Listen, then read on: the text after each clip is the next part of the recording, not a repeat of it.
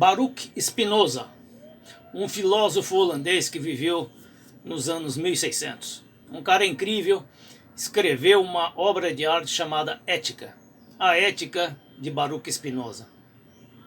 E ética é um conceito abstrato, tão em voga hoje em dia, não é? A gente muito fala em ética, em comportamento ético, etc. e tal. Muito bem, Spinoza dizia o seguinte, na parte que chama a servidão humana. Ele diz o seguinte: o homem, por si, ele sabe o que é certo e o que é errado.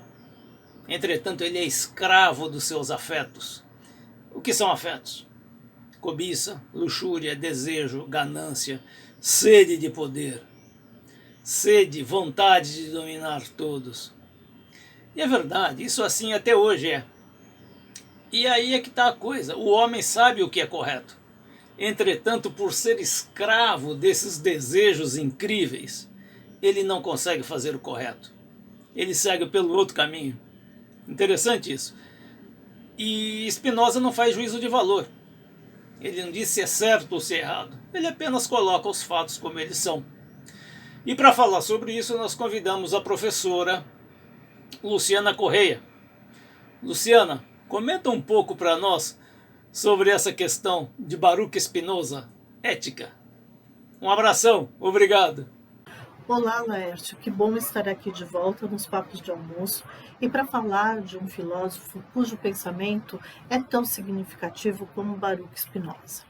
Neste livro de 1677, A Ética, Baruch Spinoza, ele de certa forma funda o seu pensamento.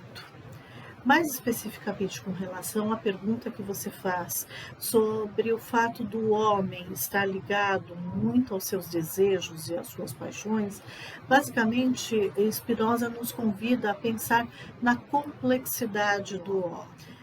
Na verdade, o que ele está colocando é que o homem, apesar de um animal racional, ele não pode ser visto única e exclusivamente do ponto de vista racional.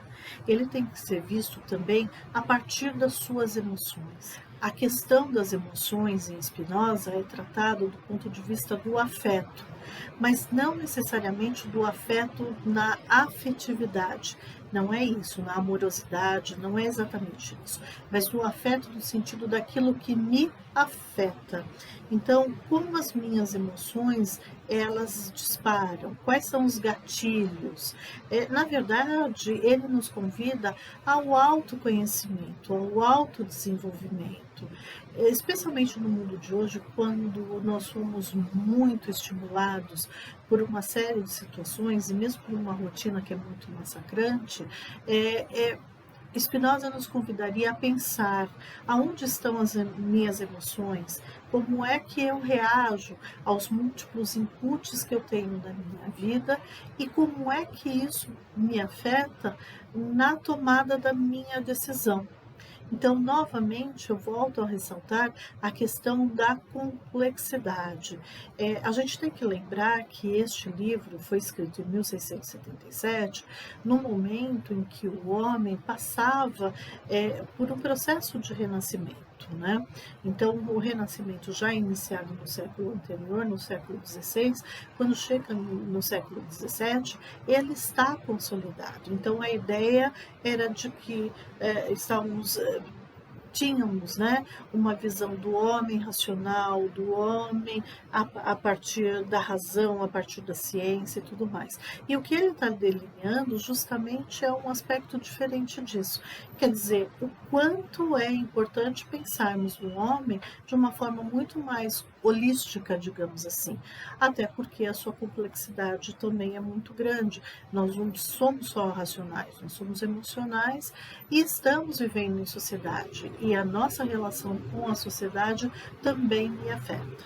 Então, na verdade, de forma bem resumida, quando ele coloca que o homem sabe o que é bom e o que é mal, porém, ele também é tomado pelos desejos na decisão por percorrer um caminho ou outro, Ele, por fim, está dizendo o seguinte, que você tem múltiplos pontos de vista e uma complexidade muito grande dentro da nossa vivência interna, dentro da forma como nós nos sentimos, na forma como pensamos, na forma como nos relacionamos com o mundo, com a sociedade, e que tudo isso deve ser levado em consideração.